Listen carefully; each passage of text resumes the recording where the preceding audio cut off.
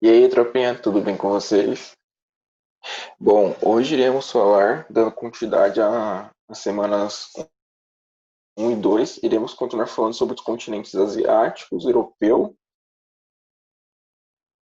e da Oceania. Mas hoje vamos focalizar apenas no continente asiático. Bom, por que no continente asiático? Pois lá temos países de grande importância para a economia global, os tão chamados tigres asiáticos. Mas por que tigres asiáticos? Porque eles fizeram investimentos, estratégias assim, muito agressivas, que alcunharam então eles de tigre, porque é um animal feroz, agressivo e tudo mais. Bom, hoje temos o papel de identificar e analisar o perfil produtivo dos tigres asiáticos e assim dos novos tigres asiáticos que surgiram depois dos quatro primeiros. Bom, quando falamos de tigre asiático, para localizarmos melhor, eles estão localizados ao leste da Ásia, Extremo Oriente, mais alguns países do Sudoeste Asiático. Esses são países compostos por esse grupo é composto por quatro fundadores, quatro principais e importantes países, que foi Singapura, Taiwan, Hong Kong e Coreia do Sul. Esses quatro países, eles desenvolveram um grande e feroz investimento no desenvolvimento socioeconômico. Por isso que eu citei lá, que eles foram um cunhado de tigres. E aconteceu uma forte e para chegar onde eles chegaram, para ter esse desenvolvimento, esses investimentos, eles se fundaram em alguns fatores muito importantes. Um, vou citar algum deles. Eles tiveram uma forte atuação do Estado, pois o Estado fez umas leis e tudo mais que protegeram a indústria nacional. De que maneira eles protegeram a indústria nacional? Porque todo produto ou toda coisa importada, eles taxavam com grandes impostos para que esses impostos, essas taxas fossem repassadas para o consumidor, assim, tipo, no produto final, com um produto muito caro, muito inacessível por conta do preço. Então, as pessoas que moravam ali, elas preferiam comprar o produto nacional, que é da mesma qualidade ou tenha da mesma função, porém mais barato, já que era nacional. E o outro, por ser importado e ter altas taxas para chegar até ali e vários impostos, ele ficava com um valor exorbitante. Ou seja, isso fez com que houvesse uma valorização do produto nacional. Eles se influenciaram muito no modelo econômico dos japoneses e dos norte-americanos para conseguirem chegar a ter um desenvolvimento assim extraordinários. Eles fizeram algumas estratégias chegar no determinado patamar que eles queriam. Essas estratégias eles tiveram que fazer uma qualificação da mão de obra, ou seja, eles tiveram que aumentar estudo, aumentar cursos, aumentar as coisas para a galera fazer. Por mais que a mão de obra seja extremamente barata, ela ainda assim ela é qualificada. Eles fizeram um incentivo à exportação do produto nacional, já que houve uma valorização do produto nacional internamente.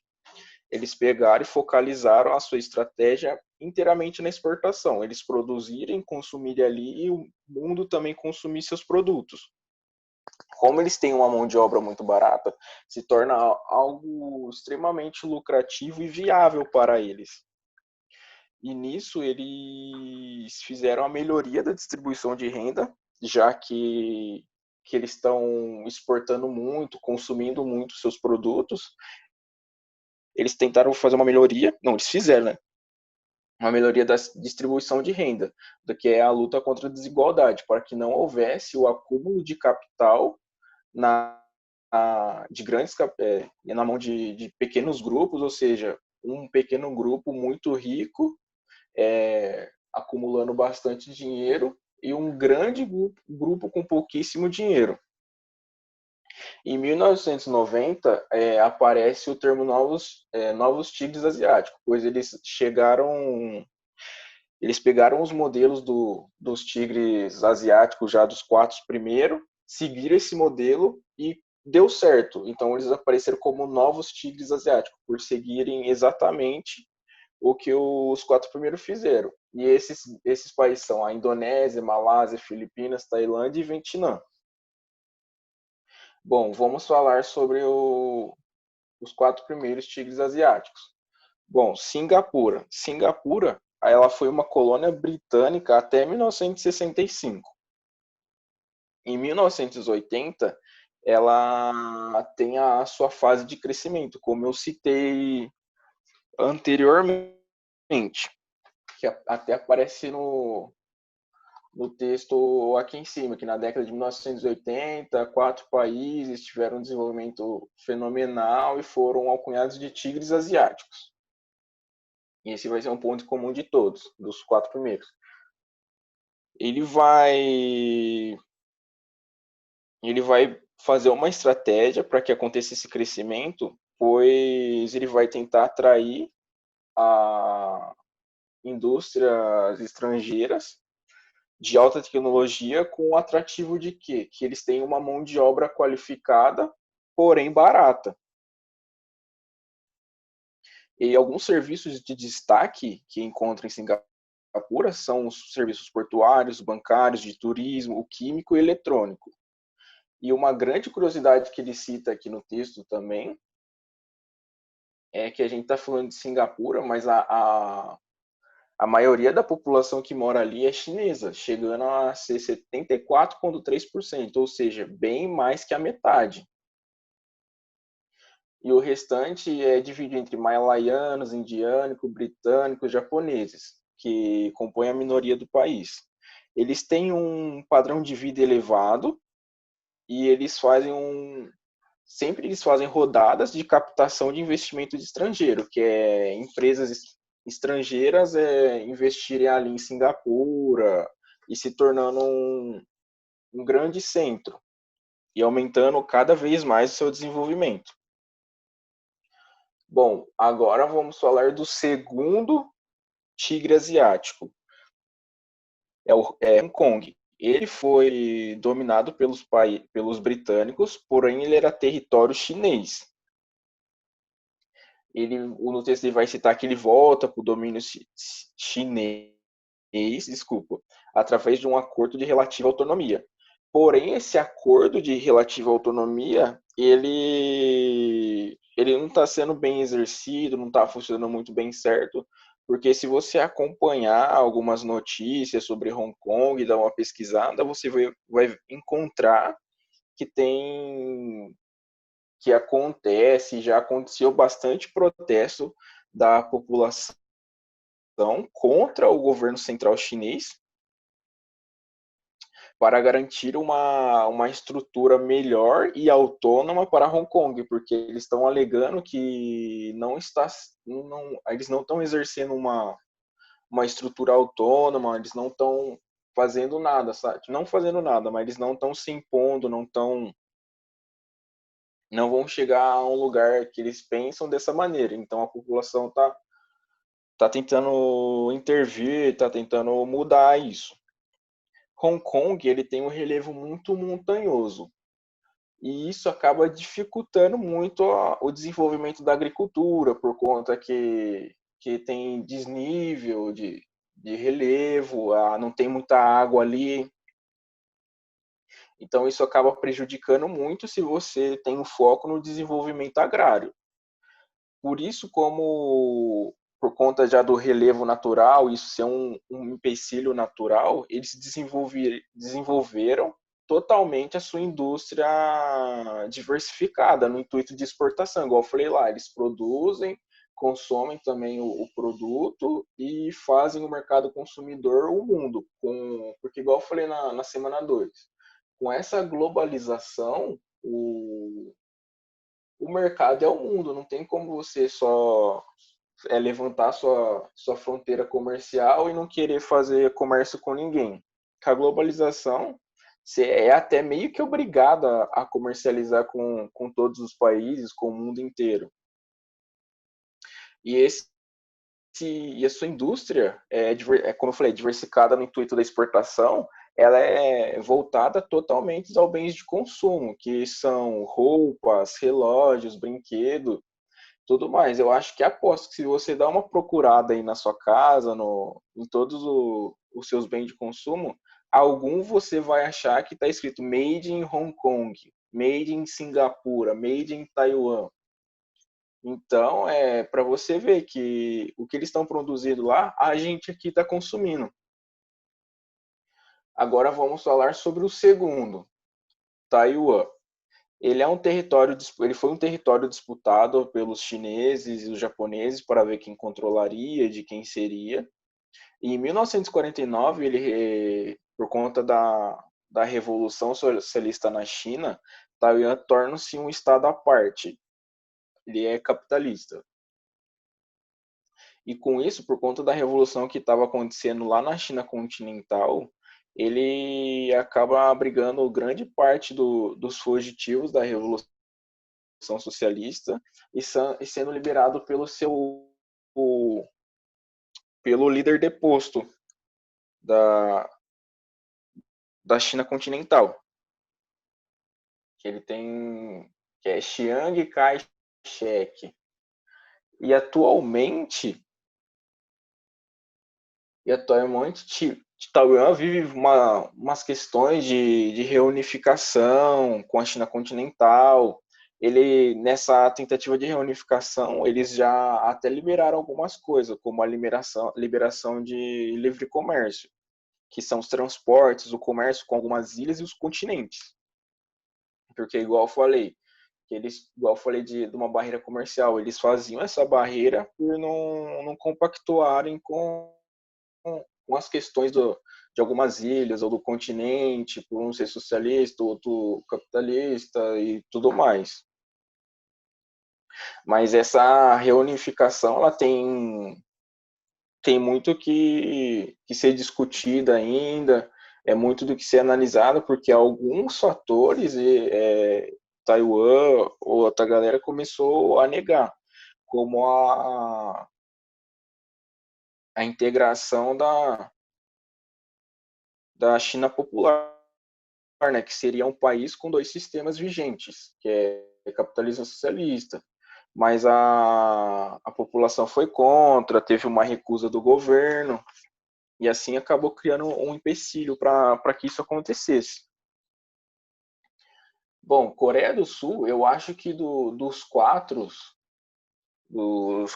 tigres ali, ele acho que é um dos mais famosos, ou mais conhecido, para falar melhor, né? Ele é igual ao Hong Kong, ele tem um relevo montanhoso, isso por conta ser naturalmente da região encontrada. Então, eles não desenvolveram a sua agricultura, não tem foco em desenvolver sua agricultura. Pra você ter noção, a agricultura ali não é nem tão desenvolvida, porque ela não é nem capaz de abastecer toda a população encontrada. Ou seja, se essa atividade eles não conseguem suprir, eles vão desenvolver outro setor para arrecadar grandes fundos, ser o principal atrativo de comércio deles. Ou seja, eles têm uma atividade industrial altamente desenvolvida, porque, ou seja, eles têm que lucrar com alguma coisa. Eles têm que desenvolver algum setor para arrecadar muito dinheiro para suprir suas necessidades. E nesses setores destacados são a telecomunicação, os automóveis e os eletroeletrônicos. Um exemplo de uma marca eletroeletrônica famosa é a Samsung, onde o mundo inteiro conhece, uma grande parte do mundo consome, e é uma das marcas que vem competir no mercado com a Apple, para você terem noção. E um dos fatores da Samsung ter um atrativo assim de produto um pouco mais barato, Não é por conta que ela não tem tanto valor agregado que nem a Apple. Não, é por conta que a mão de obra ainda, que é desses países, são barata.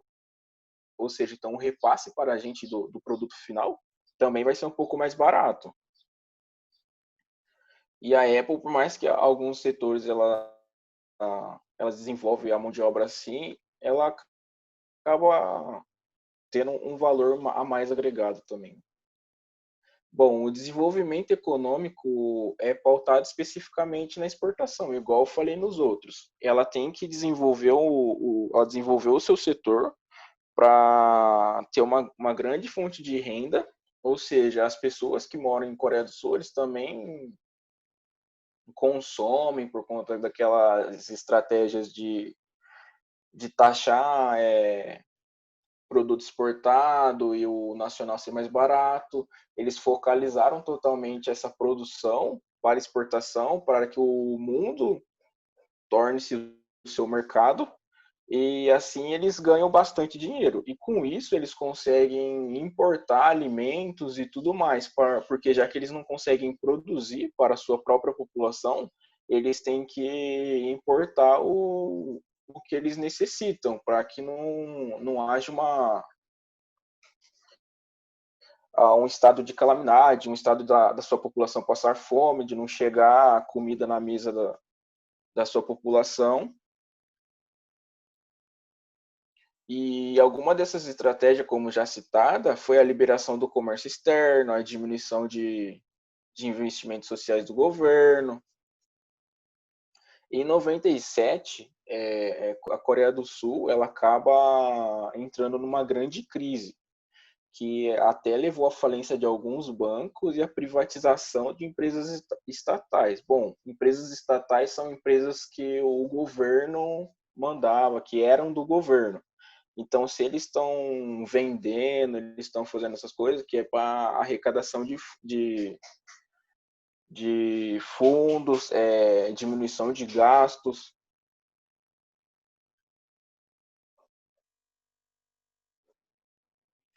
E esses ajustes que eles fizeram de vender algumas empresas estatais foram para que melhorasse a crise ali no país. E para melhorar, eles acabaram adaptando uma outra estratégia, que foi uma economia de investimento. Bom, eles investiram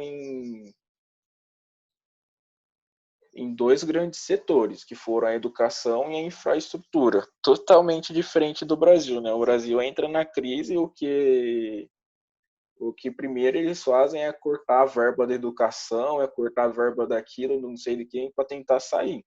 E a Coreia do Sul nos mostra que não precisa disso, de cortar a verba de educação, nada mais. Que se você quiser sair mesmo da crise e vislumbrar novos horizontes, você sim tem que investir na educação, na infraestrutura.